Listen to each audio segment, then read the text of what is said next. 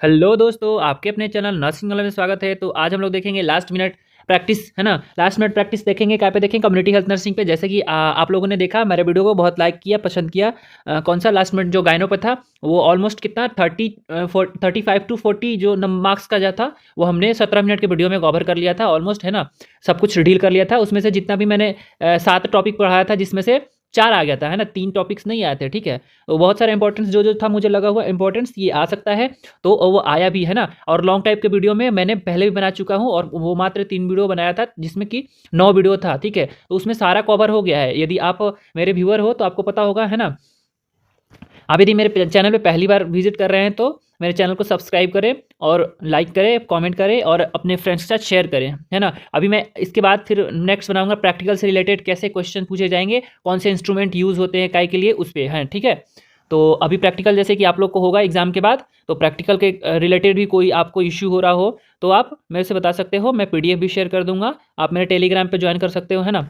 तो चलिए देखते हैं यहाँ पे कम्युनिटी हेल्थ नर्सिंग का लास्ट मिनट हम लोग प्रैक्टिस करेंगे, ठीक है। तो यहाँ पे कौन सा क्या देखेंगे, यहाँ पे देखते हैं, चलिए। Function of community health nurse, ठीक है। क्या फंक्शन होते हैं आपको ये मैं ऐसे बताऊंगा जिस हिसाब से फंक्शन और रोल, जैसे फंक्शन रोल हो गया, और आपको कोई सा भी टॉपिक मिल गया, जैसे, है ना, कोई सा भी मिल गया, कोई इम्यूनाइजेशन का मिल गया टॉपिक, या फिर क्या मिल गया, कोई सा भी ऑर्गेनाइजेशन का जैसे मिल गया, या फिर कोई हेल्थ प्रोग्राम्स है उसमें मिल गया, ठीक है। नेशनल हेल्थ प्रोग्राम्स है उसमें आपको रोल लिखने को मिल गया, कम्युनिटी में कोई भी रोल है, फंक्शंस लिखने को मिल गया, तो आप इसके बेस पे ही लिख सकते हो, है ना।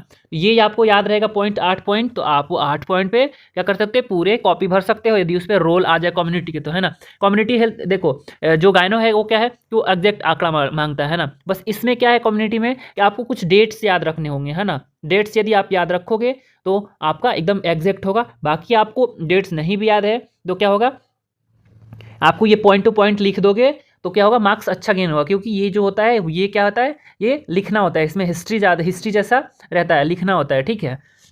तो चलिए यहाँ पर रोल देखते हैं, रोल या फंक्शन देखेंगे ये। लेकिन आपको ध्यान रखना होगा कि रोल फंक्शन जब भी पूछे तो इससे रिलेटेड ही, आपको कुछ भी नहीं याद आ रहा हो तो ये याद रहेगा आपको, तो इससे रिलेटेड आप लिख सकते हो, है ना। जैसे असेसिंग नीड्स, पहले आपको एसेस करना है क्या नीड्स है कम्युनिटी में, है ना। कौन सा आपको हेल्थ प्रोवाइड करने की ज़रूरत है ना। तो इसमें असेसिंग कर रहे हो, फंक्शंस हो गया, ठीक है। आपको यदि लिखना हो कि आपका रोल क्या है तो पहले रोल लिखोगे, ये कि रोल लिखना होगा कम्युनिटी में, तो आप क्या करोगे, पहले एसेस करेंगे कम्युनिटी में क्या किसकी ज़रूरत हो, इंडिविजुअल या फैमिली की, या फिर किसको किसको ये आपको नीड देने हैं, जैसे हेल्प करने हैं। कोई प्रेग्नेंट वुमेन है, कोई वैसा जैसे जो जा नहीं सकता हॉस्पिटल, या तो वो बहुत गरीब है, या फिर वो क्या है बेड रिडन है, या फिर बुजुर्ग है, तो कैसा है क्या है उसके हिसाब से आप क्या बना सकते हो, है ना, रोल बना सकते हो या फिर केयर बना सकते हो, ठीक है। तो एसेसिंग नीड्स, पहले ज़रूरत क्या है उसको आपको एसेस करना है, ठीक है। उसके बाद प्रोवाइडिंग केयर, अब फिर उसके हिसाब से क्या करना है, केयर प्रोवाइड करना है, ठीक है। उसके बाद फिर एजुकेशन, हेल्थ एजुकेशन दे सकते हो आप, उसके अलावे भी कोई सा भी एजुकेशन दे सकते हो, कैसे कैसे क्या करना है, ठीक है। उसके बाद एडवोकेटिंग, एडवोकेटिंग जैसे क्या होगा कि कोई सा भी योजना आया तो आपको बताना है कि कैसे क्या करना है, ठीक है। कैसे उसका लाभ उठा सकते हो, कौन कौन लाभ उठा सकता है, कहाँ जाके लाभ उठा सकता है, कैसे कैसे, ठीक है। ये आपको योजना के जैसे एडवोकेट करना है, लीगल क्या है ना, लीगली सब मतलब काम कैसे होगा वो आपको बताना है, ठीक है। मैनेजिंग, मैनेजिंग करना है, ठीक है। आपको कोई सा भी, अभी पहले ये देख लेंगे, कोई प्लान करना है आपको, ठीक है। जैसे कोई एरिया में क्या हो रहा है, मलेरिया फैला है, डेंगू फैला है ना, तो आपको पहले प्लान करना है, ठीक है। प्लान करना है कि हम कैसे वहाँ पे हेल्थ एजुकेट कर सकते हैं, या फिर कैंप लगा सकते हैं, टेस्ट करने के लिए कैंप लगा सकते हैं, है ना। उसके बाद आपको उस जो प्लान करोगे उसको लीड करना है, लीड करोगे। प्लान आपकी हो तो लीड भी आप ही करोगे, है ना। फिर प्लान के बाद मैनेजिंग, मैनेजिंग आप उस पर कैसे मैनेज कर रहे हो, ठीक है। या फिर कोई सा भी मैनेजिंग कैसे कर रहे हो, आप कम्युनिटी एरिया में गए तो वहाँ पे कोई सा भी अलग अलग आ गया आपको, जैसे अलग केस आ गया, तो आप क्या करोगे, तो उसको मैनेज कैसे करोगे, ठीक है। ये सब के बाद फिर आप यहाँ पे रिसर्च, रिसर्च के लिए पहले रिकॉर्ड यहाँ पे छूट गया है, आप रिकॉर्ड लिख देना, ठीक है। रिकॉर्ड, जैसे रिकॉर्ड रहेगा तो आपको कोई सा भी चीज़ होगा, केयर भी करने जा रहे हो आप, ठीक है, नर्सिंग केयर भी, तो क्या करना है वहाँ पे आपको लिखित में रिकॉर्ड लिखना है ना। तो आपको लिखित में रिकॉर्ड और सहमति, ये सब चीज़ चाहिए होता है ना। तो ये चीज़ आपको भी वहाँ लिख देना होगा, यहाँ पे ऐड कर देना होगा। फिर रिसर्च के लिए जो आपने कलेक्ट किया है डाटा, वो क्या में जाएगा, रिसर्च के लिए जाएगा, ठीक है। जैसे अभी आगे हम लोग देखेंगे कि जैसे स्टैटिक्स वाइटल स्टैटिक्स हो गया, तो जो ये कहाँ से जाता है, ये जो हम वाइटल्स सब कलेक्ट करते हैं, कौन कितनी जनसंख्या है, कहाँ कौन सा रोगरुता दर बढ़ रहा है, कौन घट रहा है, ठीक है। जैसे अभी पॉन्स पोलियो क्या है, पॉन्स पोलियो जो होता है वो खत्म हो गया अभी भारत से, है ना, पोलियो मुक्त हो गया है भारत। तो कैसे खत्म हुआ है, कौन आंकड़ा लाता है, नर्सेज ही लाती है जो इम्यूनाइजेशन करती हैं वो, ठीक है। तो ये ऐसे रिसर्च के लिए का वैसे पर्पस आएगा, ठीक है। नेक्स्ट देखेंगे, ऐसे आप केयर, जो भी केयर आएगा तो आप वहाँ लिख सकते हो, ठीक है। अब इसमें आते देखते हैं, ये पॉइंट बहुत इंपॉर्टेंट है। ये क्या है, ये 2 साल 3 साल पूछा हुआ है, 1 साल लॉन्ग में पूछा है, 2 साल शॉर्ट्स में भी पूछा हुआ है ना। तो ये बहुत इंपॉर्टेंट है, और ये यूपी वाले में पूछा है, एमपी वाले में पूछा है ना। तो ये बहुत ही इंपॉर्टेंट है। देखते हैं इसमें क्या पूछ रहा है, जीरियाट्रिक नर्सिंग क्या है, ठीक है। फिर बोल रहा है कि जैसे चेंजेस क्या क्या होता है जीरियाट्रिक में, ठीक है। मतलब जो बुजुर्ग है, मतलब 3 क्वेश्चन को मैं कवर करने की कोशिश कर रहा हूँ एक ही में, है ना, कि मैं एक ही एक्सप्लेन करूँ। इस टाइप में भी आ जाए तो आपको क्या करना है, इसके हिसाब से आपको वहाँ पे आंसर लिख देना है ना। तो पहले जीरियाट्रिक नर्सिंग क्या होता है वो आपको बता देना है, ठीक है। आप क्या क्या चेंजेस करोगे, ठीक है, प्रॉब्लम्स क्या क्या होगा, और केयर आप क्या क्या करोगे, ठीक है। प्रॉब्लम्स क्या क्या आएगा, चेंजेस क्या क्या होगा, प्रॉब्लम्स क्या क्या होगा, और केयर कैसे आप करोगे, ठीक है। ये आपको तीनों चीज़ का है, एक वीडियो में ही मिल जाएगा 4 चीज़, ठीक है। तो यहाँ पे देखेंगे जीरियाट्रिक में क्या होगा।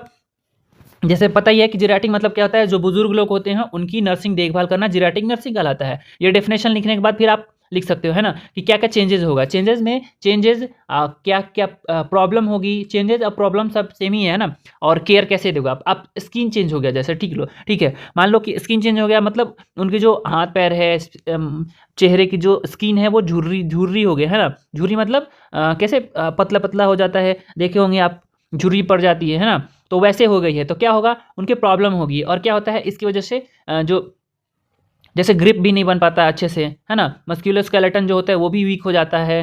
तो वो सब क्या होगा, ये प्रॉब्लम्स आएंगे, तो आगे वो भी देखेंगे, ठीक है। तो स्किन प्रॉब्लम होगा, तो स्किन प्रॉब्लम होगी तो उनको स्किन प्रॉब्लम के हिसाब से क्या, स्किन चेंजेस हो रहा है, स्किन प्रॉब्लम हो रहा है, ठीक है। और केयर भी क्या करोगे, आप उसके हिसाब से ही केयर करोगे, ठीक है।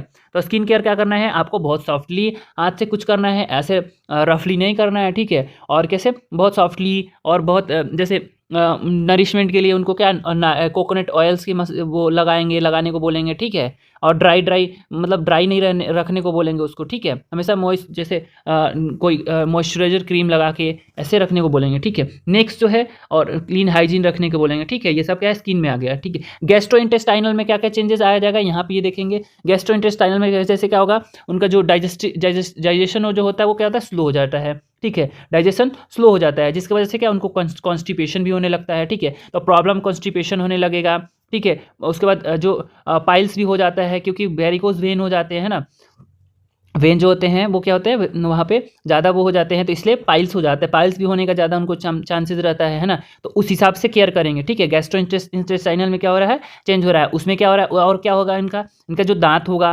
गैस्ट्रोइंटेस्टाइनल में दांत होगा, वो क्या होगा, दांत झड़ जाएगा, तो खा भी नहीं पाएंगे वो अच्छे से। तो उस हिसाब से केयर करेंगे, खाना वाना भी कैसे, उस हिसाब से ही खिलाएंगे, ठीक है। तो यहाँ पे अब जैसे याद रहेगा गैस्ट्रोइंटेस्टाइनल, तो इसमें आपको क्या ध्यान देना है, ये कॉन्स्टिपेशन होगा, कब्ज होगा, ठीक है। गैस्ट्रोइंटेस्टाइनल मतलब क्या होता है, जो भोजन करते हैं, जो भोजन नाल होती है वो, उसको, ठीक है। एलिमेंट्री कैनाल जैसे हो गया पूरा, जैसे खाना जहाँ से खाते हैं, और जो स्टूल मतलब मल जो निकलता है वहाँ तक की जो प्रोसेस होती है, उसको वो काय में आती है, गैस्ट्रोइंटेस्टाइनल में आती है। तो वो जैसे हमने मुंह में हो गया, दांत नहीं है, ठीक है। उसके बाद फिर क्या, सलाइवा भी उनका कम बनेगा, टेस्ट बर्ड भी होगा, वो भी क्या होगा, वो भी उनका टेस्ट बर्ड भी, मतलब कुछ भी खाएंगे तो उतना टेस्ट नहीं आएगा, ठीक है। टेस्ट बर्ड क्योंकि उनका जा चुका होता है ना। तो ये हो गया। फिर उनका क्या होगा कि प्रॉपर जो गैस्ट्रिक जूस जो होगा वो नहीं सीक्रेट होगा, तो क्या होगा, उनको फिर हार्ड बर्न होगा, गैस बनाएगा, है ना। तो फिर उसके बाद फिर क्या होगा, इंटेस्टाइन में मूवमेंट स्लो होगा, तो कॉन्स्टिपेशन होगा, ठीक है। कॉन्स्टिपेशन भी होगा तो फिर क्या होगा, पाइल्स होगा। तो आपको बस एक दूसरे से रिलेट करके कर देना है, ठीक है। तो यहाँ पे गैस्ट्रोइंटेस्टाइनल प्रॉब्लम हो गया, रेस्पिरेटरी प्रॉब्लम हो जाएगा, मतलब श्वसनाल से, जो श्वसनाल मतलब फेफड़ा, लंग्स जो होता है, उससे प्रॉब्लम जो हो रहा है उसकी वहाँ बात करेंगे, ठीक है। तो फेफड़े से क्या क्या कौन सी प्रॉब्लम हो सकती है यहाँ पे, जैसे COPD हो जाएगा, ठीक है। मतलब क्रॉनिक जो भी होता है लंग्स से रिलेटेड, ठीक है, वो हो गया। ठीक है। तो ऐसे प्रॉब्लम्स हो जाएंगे, कफ हो जाएगा, ट्यूबरक्लोसिस भी हो सकता है क्योंकि इम्यूनिटी कम हो जाती है, ठीक है। तो ऐसे ऐसे उस हिसाब से आपको केयर भी करना है, प्रॉब्लम्स भी आएगा, रेस्पिरेटरी से रिलेटेड प्रॉब्लम आएगा, ठीक है। कार्डियोवास्कुलर से क्या आएगा, यहाँ पे कार्डियोवास्कुलर से क्या होगा, जो कार्डियक मसल्स होगी वो भी वीक हो जाएंगे, है ना। और क्या होता है यहाँ पे हाइपरटेंशन हो जाता है, जो भी एजेड जो होते हैं उनको ज़्यादा हाइपरटेंशन के वो रहता है, ठीक है। प्रॉपर फंक्शन उसका स्प्रिंटर भी काम नहीं, वो कार्डियक मसल जो होगा वो भी वीक रहेगा, ठीक है। तो क्या होगा कि यहाँ पे भी कार्डियो प्रॉब्लम्स रहता है, ठीक है। उसके बाद यूरिनरी प्रॉब्लम, तो उसके हिसाब से भी आप कार्डियक प्रॉब्लम के हिसाब से केयर करना हो तो क्या होगा, यहाँ हाइपरटेंशन का केयर लिख सकते हो, ठीक है। उसके बाद यूरिनरी से जो रिलेटेड रहेगा वो होगा, जैसे यूरिनरी से क्या होगा, उनको बार बार मिक्चुरेशन होगा, ठीक है। मिक्चुरेशन होने का वो रहेगा, मिक्चुरेशन फील होगा, लगेगा अर्ज होगा कि जैसे टॉयलेट जाना है, लेकिन क्या होता है वो जरा सा आता है, ठीक है। तो वो मेल में क्यों होता है, ज़्यादातर मेल में होता है, जो प्रोस्टाग्लैंडिन होता है ना, जो प्रोस्टेट ग्लैंड, वो क्या होता है वो बढ़ जाता है, ठीक है। तो वो बढ़ जाने की वजह से क्या होता है, उनको ऐसा फील होता है, उसको BPH बोलते हैं, बिनाइन प्रोस्टेट हाइपरट्रॉफी, है ना। तो ये होता है, तो ये कंडीशन हो जाएगा, तो उसके हिसाब से आप उनको केयर भी करना होगा, ठीक है। और नेक्स्ट जो है वो क्या होगा, रिप्रोडक्टिव से रिलेटेड होगा, क्योंकि उनका रिप्रोडक्टिव जो ऑर्गन्स हो गए वो क्या होगा, वो वैसा प्रॉपर क्या काम नहीं कर पाता है ना, जो ज़्यादा ओल्ड हो जाते हैं उनकी फीमेल्स होंगी, उनकी क्या होगा, वजाइना जो एकदम ड्राई सा रहने लगता है, जो चेस्ट होगा वो क्या होगा, एकदम से नीचे लटकने लगता है ना। तो मेल का भी ऐसे ही क्या होता है, जो प्राइवेट पार्ट्स होते हैं वो क्या होने लगते हैं, नीचे की तरफ लटकने लगते हैं, है ना। और यूरिनेशन जो होता है वो ड्रिबलिंग करके, मतलब बूंद बूंद से आते रहता है ना। तो वो भी क्या होता है, वो भी प्रॉब्लम है, ठीक है। रिप्रोडक्टिव प्रॉब्लम, यूरिनरी प्रॉब्लम, ये भी हो गया, उसके हिसाब से आपको केयर करना है, ठीक है। और फिर एंडोक्राइनल, पहले प्रॉब्लम आपको पता रहेगा तो आप उस हिसाब से केयर कर लोगे, है ना। एंडोक्राइनल में क्या हो गया, जैसे हमारे एंडोक्राइनल ग्लैंड जो होते हैं वो क्या कौन सा होता है, जैसे मोस्टली मैं एग्जांपल बता देता हूँ, जैसे लीवर खराब हो जाएगा तो उसमें क्या होता है, एंजाइम्स होते हैं, वो हो गया। और फिर क्या हो सकता है, ज़्यादा एज होने पर शुगर हो जाता है ज़्यादा, तो क्या हो जाता है, पेन क्रिया जो होता है वो प्रॉपर फंक्शन नहीं कर पाता है, इंसुलिन नहीं बना पाता है, तो एंडोक्राइनल ये हो गया। तो इसके हिसाब से आपको जैसे शुगर के हिसाब से फिर आपको केयर प्रोवाइड करना है और मेडिसिन प्रोवाइड करना है, ठीक है। उसके बाद नेक्स्ट जो है मस्कुलो स्केलेटन प्रॉब्लम हो जाए, जब जो मसल्स होंगे वो भी क्या होंगे, जैसे देखे होंगे जो बुजुर्ग होते हैं उनके हाथ पैर ऐसे कांपते ही रहते हैं ना, तो वो क्या होता है, उनको मस्कुलर स्केलेटन जो होते हैं वो वीक हो जाते हैं, इस वजह से होता है। तो आपको उसके हिसाब से केयर भी करना होगा, ये प्रॉब्लम्स भी आएगा, ठीक है। तो ये जो है क्या चेंजेस भी आएगा, तो ये तीनों का आंसर आप एक जैसे ही लिख सकते हो। उसके बाद नर्वस से क्या होगा, उनकी याददाश्त बहुत कमज़ोर हो जाएगी, ठीक है। यहाँ पे याददाश्त चली भी जा सकती है, ठीक है। यहाँ पे क्या डिमेंशिया भी हो सकती है, ठीक है। ये क्या है, नॉर्मल तो नहीं है, लेकिन इस एज में क्या होता है कि बहुत सारे लोगों को हो जाता है, ठीक है। तो नर्वस से रिलेटेड है, उनको याद कुछ नहीं रहेगा अभी प्रेजेंट की चीज़, ठीक है, उनको बाद की चीज़ें याद रहेगी, तो ऐसे ऐसे कंडीशन आती हैं, ठीक है। तो ये भी उसको अदर प्रॉब्लम्स भी लिख सकते हो, आपको जो जैसे कुछ भी आए मन में तो वो भी लिख सकते हो, ठीक है। तो ये क्या हुआ, हमने दो कंप्लीट किए, ठीक है। थोड़े डिटेल्स में जा रहे हैं ना। नेक्स्ट देखेंगे role of school health nurses का क्या रोल रहता है, यहाँ पे देखेंगे। हेल्थ का असेसमेंट करना होता है, ठीक है। जो भी वहाँ पे बच्चे हैं उनका एसेस करना होता है हेल्थ का, कि देखना होता है कि बच्चे कैसे हेल्दी है या नहीं, ठीक है। उसके बाद नेक्स्ट जो है इम्यूनाइजेशन करना होता है। जो बच्चे होते हैं वहाँ पे एक लार्ज मात्रा में बड़े मात्रा में क्या होता है, बच्चे इकट्ठा होते हैं स्कूल में, है ना। मतलब स्कूल में कितने 10 तक बच्चे जो होते हैं वहाँ तक होते हैं, ठीक है, 1 से 10 तक, ठीक है। तो वहाँ पे क्या होता है, बहुत सारे बच्चे होते हैं एक ही जगह, तो वहाँ पे इम्यूनाइजेशन करना, हेल्थ असेसमेंट करना, ये सब क्या होता है, ईजी होता है। स्कूल सैनिटेशन, जो स्कूल की स्वच्छता का है वो भी वो ध्यान रखती है, ठीक है। उसके बाद न्यूट्रिशनल सर्विसेज जो होते हैं, जैसे मिड डे मील हो गया, ये सब की क्या करती है, वो ध्यान रखती है। और कितने प्रोटीन्स और कार्बोहाइड्रेट्स होने चाहिए, इसकी भी ध्यान रखती है। उसके बाद फर्स्ट एड, जैसे बच्चे हैं चलते कूदते रहते हैं तो चोट वोट लग जाएगा, तो वहाँ पे क्या है, फर्स्ट एड का भी वो ध्यान रखती है। वो हेल्थ एजुकेशन का भी ध्यान देती है, क्योंकि जो बच्चे होते हैं वो क्या होते हैं, स्कूल एज में क्या होते हैं, प्यूबर्टी एज में भी जाते हैं, ठीक है। तो उनको हेल्थ एजुकेशन भी देंगे और हाइजीन रहने को भी बोलेंगे, ठीक है। और जैसे फीमेल है तो उनके मेंसेस आएगी और क्या क्या प्रॉब्लम्स होगी तो उसके हिसाब से केयर भी करेंगे। और क्या है उसको क्या करेंगे उनको केयर भी प्रोवाइड करेंगे और मेडिसिन भी देंगे, आयरन फॉलिक एसिड्स के जो वो होंगे टैबलेट्स वो भी प्रोवाइड करवाएंगे, ठीक है। उसके बाद नेक्स्ट जो है वो हेल्थ है, स्कूल हेल्थ रिकॉर्ड्स, स्कूल जो हेल्थ रिकॉर्ड्स होते हैं वो क्या करना है, वो मेंटेन करना है, ठीक है,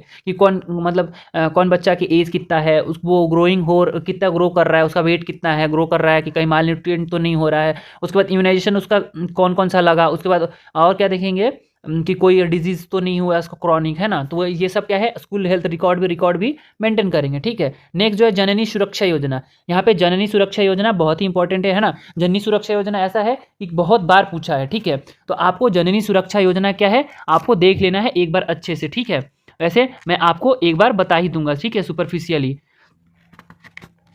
जननी सुरक्षा योजना यहाँ पे दो टाइप का होता है, ठीक है। एक कौन सा टाइप होता है, एक होता है यहाँ पे मतलब जननी सुरक्षा योजना क्यों किया जाता है, इंस्टीट्यूशनल डिलीवरी करवाने के लिए, है ना। अब मेन जो पर्पस होता है इसका इंस्टीट्यूशनल डिलीवरी करवाने के लिए ही किया जाता है, ठीक है। इसमें कुछ नगद राशि भी दिया जाता है और ताकि जो लोग हैं वो लालच में ही सही लेकिन क्या करें, इंस्टीट्यूशनल डिलीवरी करवाने पे क्या है वो ज़्यादा जोर दे, ठीक है।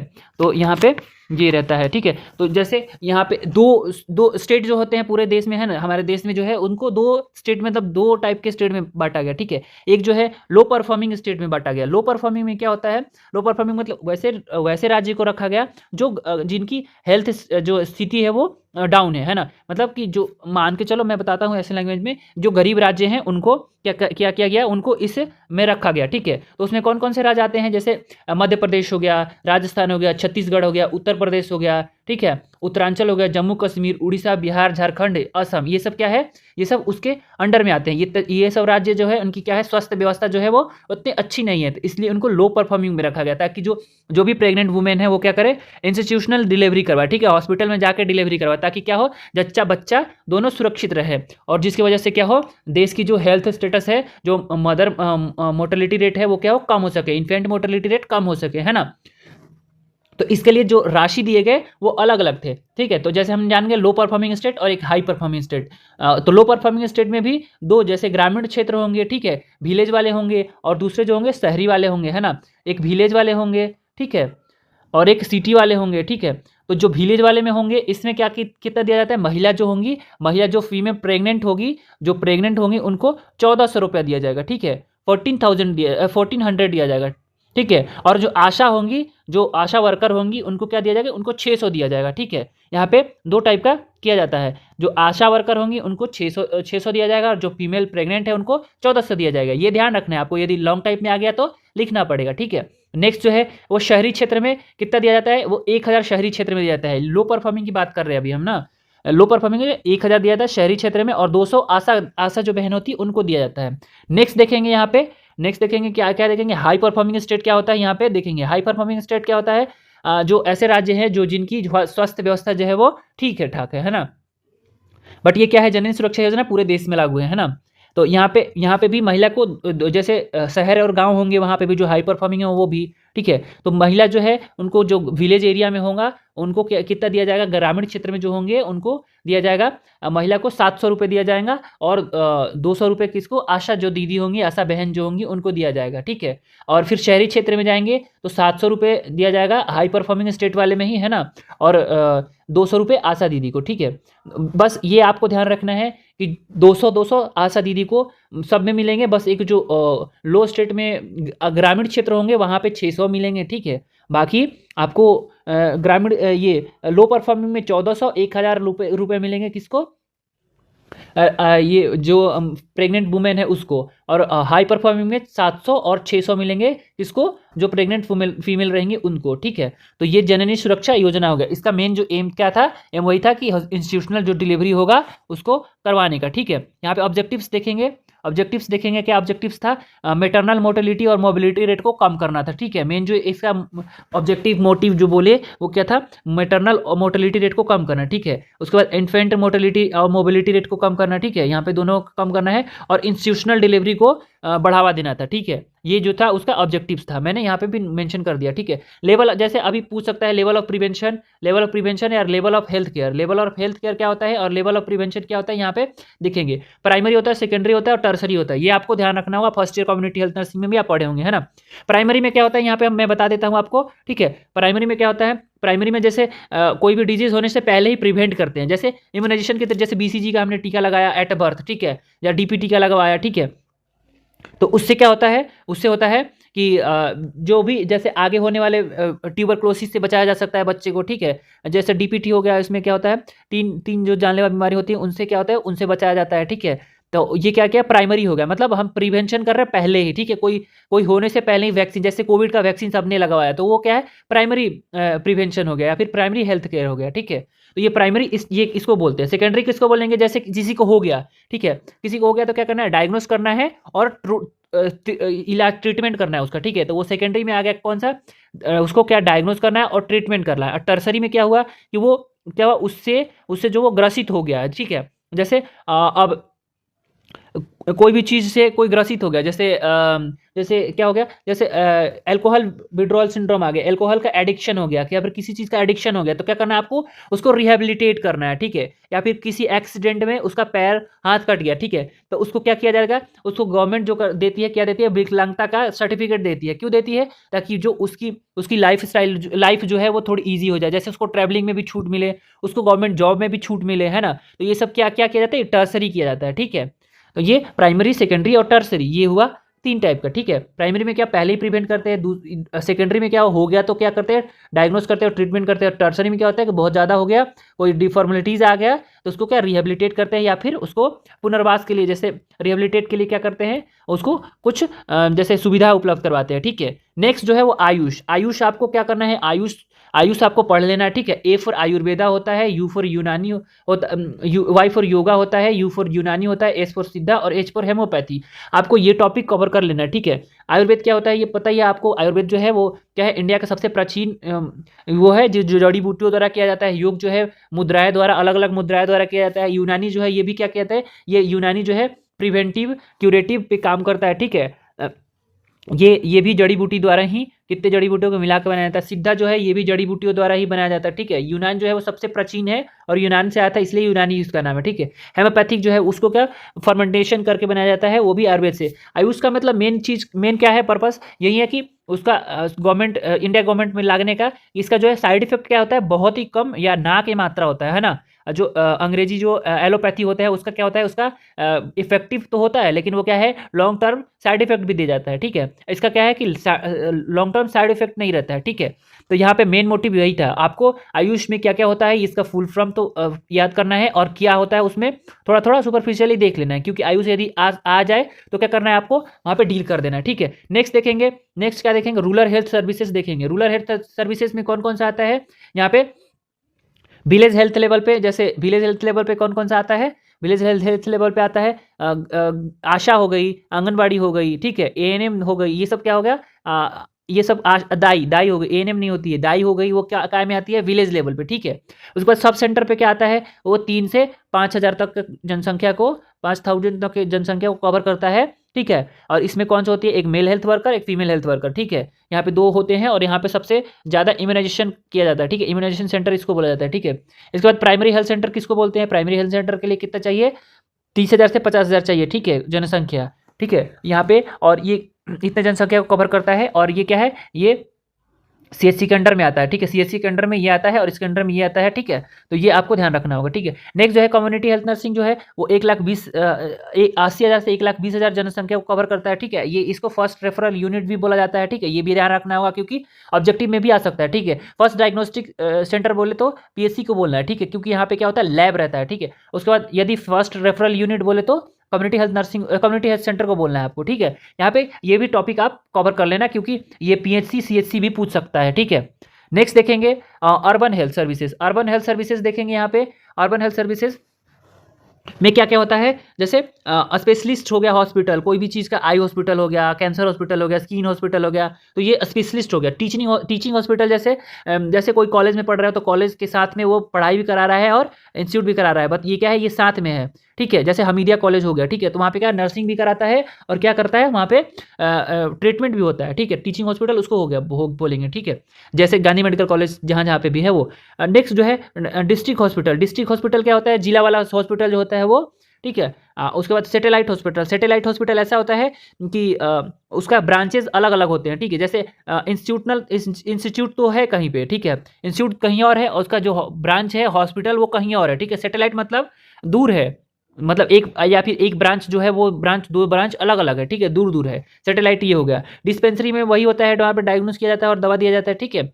और नेशनल हेल्थ प्रोग्राम जैसे हो गया, एड्स कंट्रोल प्रोग्राम हो गया, ये सब क्या है, ये सब शहर क्षेत्र में दिया गया है, ठीक है। ये क्या हुआ है यहाँ पे, जनसंख्या 80% तो क्या गांव में निवास करती है, ठीक है, गांव में रहती है जनसंख्या 80% और 20% शहर में रहती है। लेकिन यहाँ पे क्या है, देखो आप, हेल्थ फैसिलिटी जो है ये यहाँ पे क्या हुआ, यहाँ पे ज़्यादा दिया गया और गांव में कम दिया गया, ठीक है।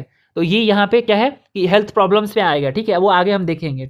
नेक्स्ट जो है पंचायत राज। पंचायत राज क्या होता है यहाँ पे देख लेंगे एक बार। पंचायत राज जो है त्रिस्तरीय होता है, ठीक है, त्रिस्तरीय होता है पंचायत व्यवस्था। और ये कौन सा होता है, किसने बनाया था पंचायत राज? बलवंत राय मेहता ने बनाया था। और कब बनाया था?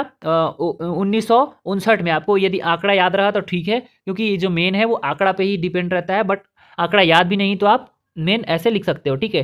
और उसके बाद ये और कब लागू हुआ था? बलवंत राय मेहता समिति के द्वारा लागू किया गया था, ठीक है। ये नेक्स्ट ये देखेंगे, इसका त्रिस्तरीय है तो कौन कौन सा है? विलेज लेवल पे है, ब्लॉक लेवल पे है, ब्लॉक मतलब समिति, ब्लॉक मतलब समिति, हाँ ठीक है। नेक्स्ट जो है डिस्ट्रिक्ट लेवल पे है, ठीक है। यहाँ विलेज लेवल पे है, वो उसका मुखिया कौन होता है? उसका मुखिया होता है सरपंच, ठीक है।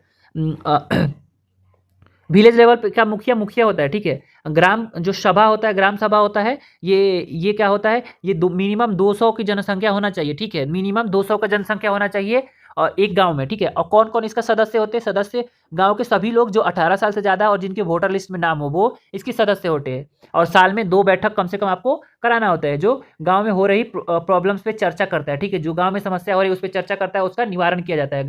ग्राम पंचायत जो होता है, ग्राम पंचायत का मुखिया जो होता है वो सरपंच होता है, ठीक है। सरपंच जो है वो दोनों मामलों को देखता है, ठीक है, वो सजा भी देता है और वो दंड भी देता है, ठीक है। दीवानी, जिसको दीवानी और फौजेदारी बोलते हैं, फौजेदारी बोलते हैं जिसमें दंड का सजा का होता है प्रावधान, और दीवानी जिसमें बोलते हैं, दीवानी में क्या होता है, दीवानी में होता है सजा, दंड में सजा मतलब कि आपको जैसे सजा मतलब क्या, कोई सजा दे दिया, जैसे इसको 5 लाठी मारो, 10 लाठी मारो, ठीक है, सजा हो गया है। और दंड मतलब कि उसको जुर्माना भरना है, ठीक है।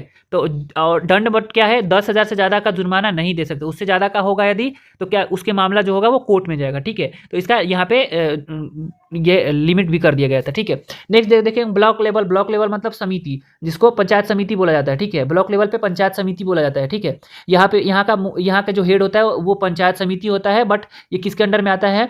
ये जो बीडीओ होते हैं उसके अंडर में। जो इसका अनुयायी कौन करता है, मतलब वो किसके अंडर में आता है? बीडीओ के अंदर में। और डिस्ट्रिक्ट में इसका हेड कौन होता है? इसका होता है चेयरमैन, ठीक है, चेयरमैन होता है। और इसका ये जो होता है ये लीड करता है, ये किसको, ये इंडिकेशन या लीड देता है इसको, और ये करता है इसको। ये जो यहाँ पे जो भी डेवलपमेंट करवाना होगा वो पहले इसको देगा और ये जो इसको डिस्ट्रिक्ट लेवल पे देगा, ठीक है। तो यहाँ पे आपको ध्यान रखना हो, त्रिस्तरीय, ठीक है, तीनों जो है एक दूसरे के बिना नहीं चल सकता, ठीक है। नेक्स्ट जो है वो क्या है? Occupational health. ऑक्यूपेशनल हेल्थ क्या होता है? जैसे ऑक्यूपेशन मतलब क्या होता है? आप पेशा मतलब कोई काम कर रहे हो, ठीक है।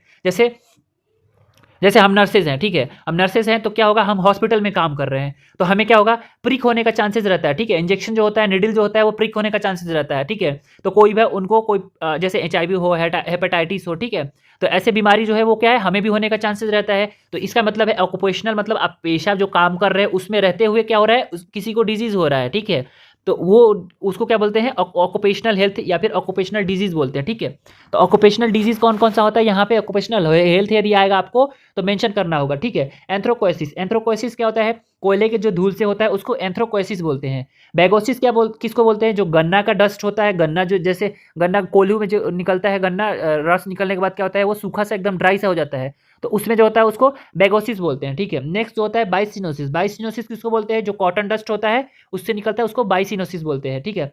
सिलिकोसिस किसको बोलते हैं? सिलिका जो होता है उसके डस्ट से होता है सिलिकोसिस, ठीक है। फ्रोस्ट बाइट किसको बोलते हैं? जो ठंडा क्षेत्र में रहते हैं, जो जिनकी बर्फ की वजह से क्या होता है, हाथ पैर जो होते हैं वो गैंग्रीन होने लगते हैं, ठीक है, झड़ने लगते हैं सड़के, ठीक है, उसको फ्रोस्ट बाइट बोलते हैं। स्किन कैंसर हो गया, जैसे कोई रेडियोलॉजिस्ट है, एक्सरे कर रहा है, तो वहाँ पे क्या है, उसको स्किन कैंसर होने का चांसेस रहता है, ठीक है। या फिर कोई धूप में बहुत काम कर रहा है तो, या फिर रेडियो एक्टिव जहाँ पे वो है तरंगे है वहाँ पे क्या काम कर रहा है तो उसको भी स्किन का चांसेस रहता है, ठीक है। एबॉर्शन, एबॉर्शन क्या होता है, कोई भी वर्क कर रही है, लेडी हैवी वर्क कर रही है तो एबॉर्शन होने के चांसेस रहता है ना।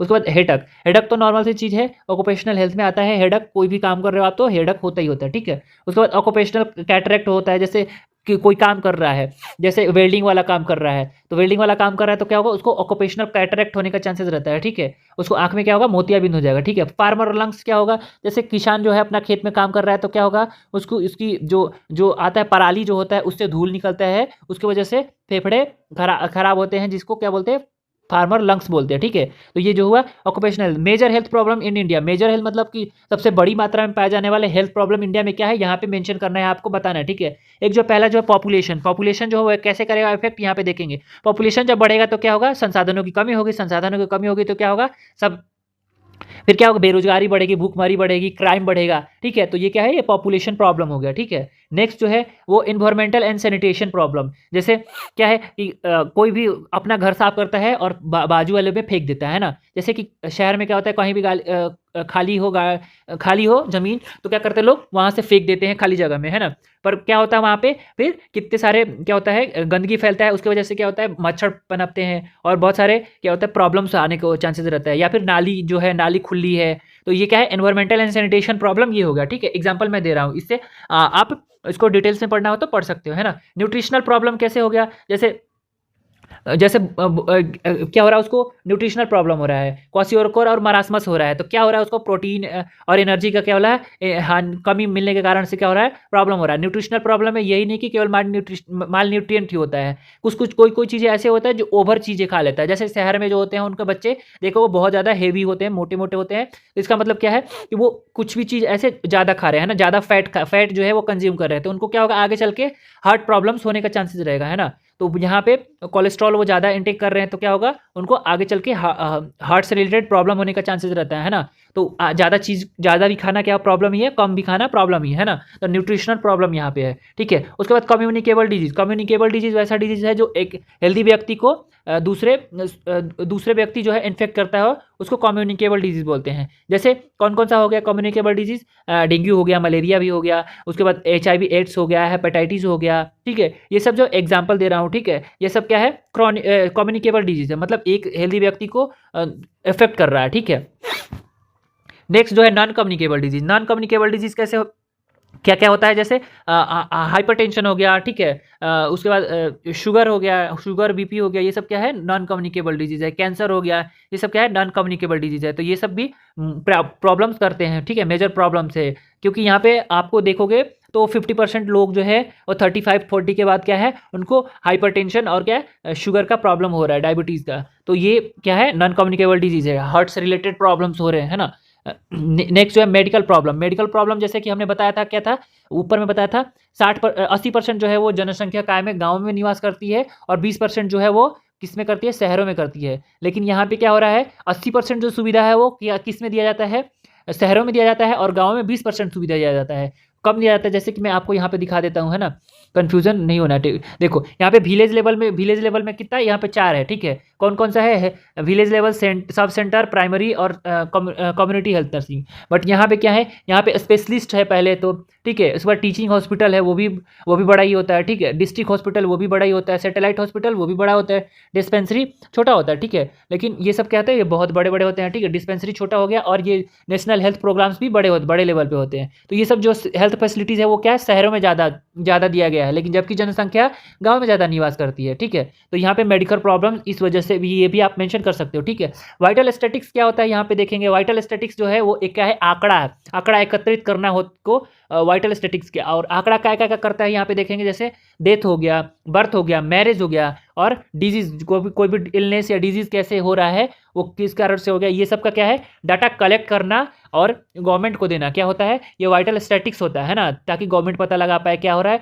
कौन सा डिजीज कितना फैल रहा है, ठीक है, कितने डेथ हो रहे हैं, कितने बर्थ हो रहे हैं, कितनी शादियां हो रही है, ठीक है। तो जनसंख्या कैसे बढ़ रहा है, इसके आंकड़ा का पता लगाता है, ठीक है। ये क्या है, वाइटल स्टैटिक्स हो गया। उसके बाद आपको इंटरनेशनल और ऑर्गेनाइजेशन आपको देखना होगा, है ना। तो यहाँ पे कौन कौन सा आ सकता है मैं आपको बता देता हूँ, ठीक है। यहाँ पे वर्ल्ड बैंक नहीं आएगा, आपको देख लेना है एक बार, ठीक है, सुपरफिशियली आपको देख लेना है। और कौन कौन सा आएगा मैं आपको बता देता हूँ, ठीक है, आपको उसको ज़्यादा अच्छे से देखना है। एक इंटरनेशनल रेड क्रॉस, यूनिसेफ और WHO, ये जो है ये 3 आपको अच्छे से जाना है पढ़ के आपको, ठीक है। ये जो है ये 3 आपको अच्छे से पढ़ के जाना है, ठीक है। बाकी ये इतना हेल्थ और इंटरनेशनल हेल्थ ऑर्गेनाइजेशन है ना, तो ये आपको पढ़ के जाना है इतना चीज़, ठीक है।